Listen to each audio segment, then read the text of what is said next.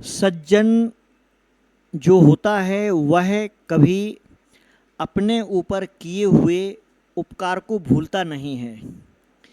जिसने आपका उपकार किया है उसे जीवन में कभी मत भूलना। यही सज्जनता की निशानी है। किसी ने किसी के ऊपर उपकार किया और जो उस उपकार को भूल जाता है वह दुर्जन कहलाता है। आप सभी के लिए मालूम है, आप लोग जब कहीं ट्रैवलिंग करते हैं, बस में जाते हैं, ट्रेन में जाते हैं, रिक्शे में जाते हैं और वहाँ पर आपके लिए अगर कोई छोटी सी थोड़ी सी जगह दे दे बैठने के लिए भीड़ भाड़ में, तो आप उसके लिए थैंक यू बोलते हैं, आप उसको धन्यवाद बोलते हैं। यानी कि आपने उसके उपकार को माना है, स्वीकार किया है, और ये सज्जनता कहलाती है।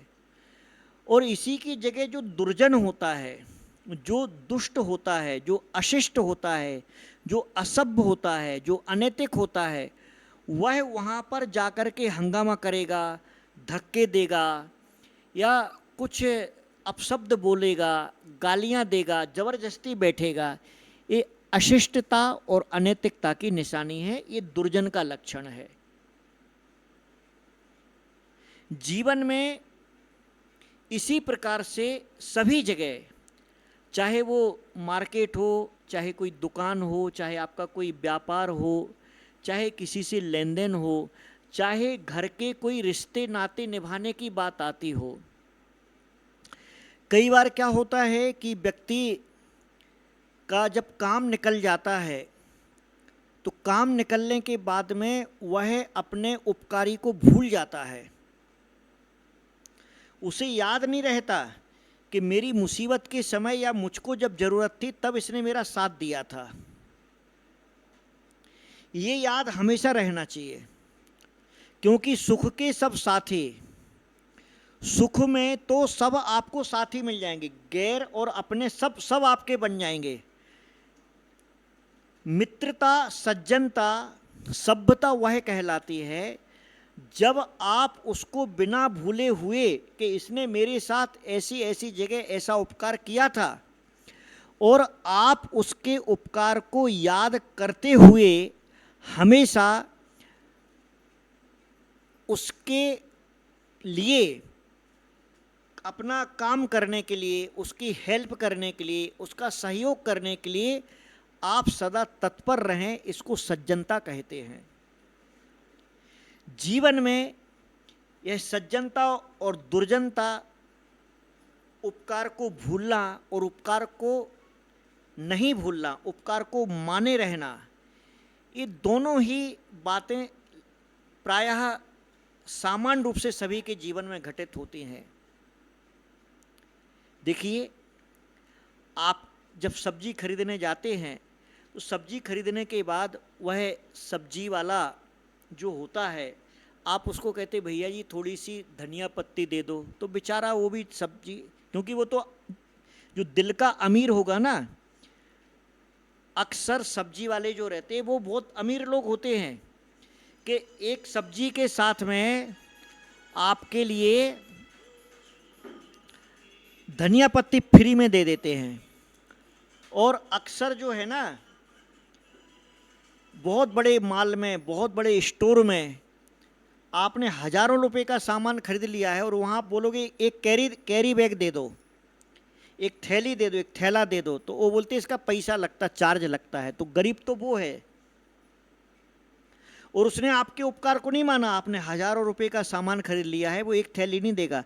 यहाँ आपने सैकड़ों रुपए का 50-100 रुपए की सब्जी खरीदी और वो 2 चीज़ें आपको दे देगा। मन से अमीर होना और मन से गरीब होना, यही चीज़ हमें जीवन में उपकारी और अनुपकारी बनाती है।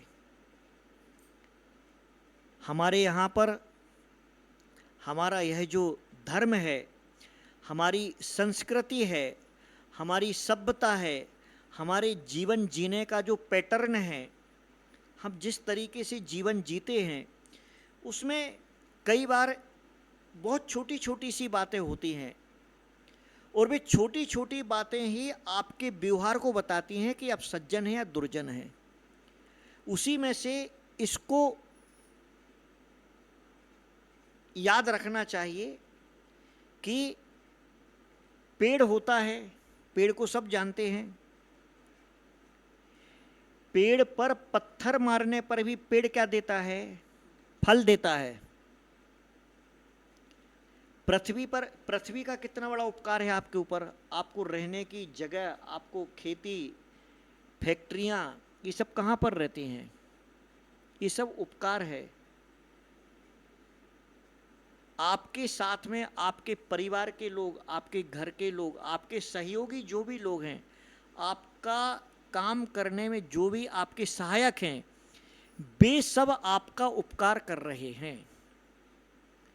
हमें अपने जीवन में इस बात का हमेशा ध्यान रखना चाहिए कि कृतज्ञता तो हमारे अंदर आए, कृतज्ञता ना आए।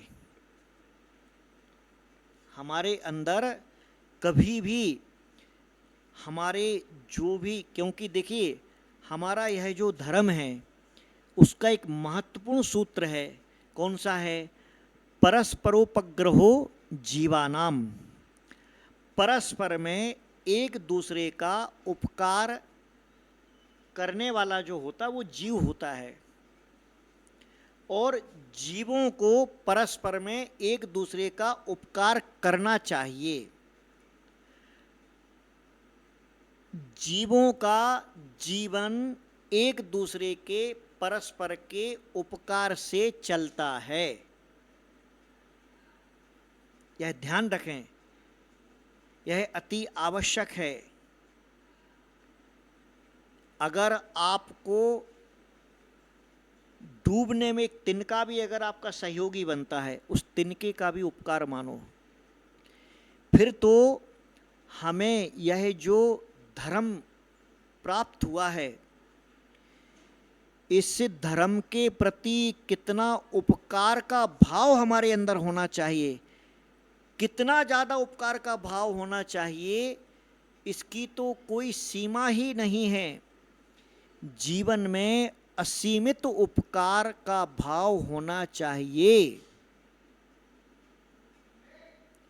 धर्म के प्रति, देव शास्त्र गुरु के प्रति कभी भी द्वेष की बुद्धि, अविनय का व्यवहार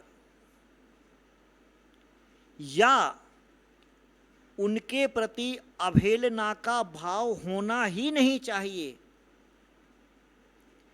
क्योंकि उनका जो उपकार है वह कभी भी भुलाया नहीं जा सकता है।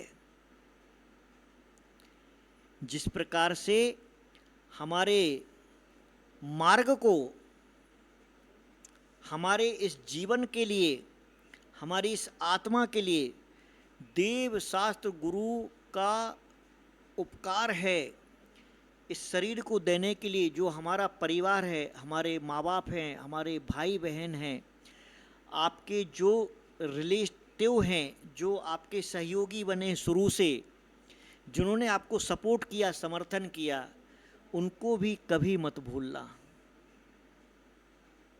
जीवन में उपकार जितना हम दूसरों का कर सकते हैं उतना करना चाहिए, और जिन दूसरों ने आपके ऊपर उपकार किया है उसे कभी नहीं भूलना चाहिए। इसे ही उपकारी जीवन बोलते हैं, और यह उपकार आपके लिए जीवन में सज्जन बनाता है।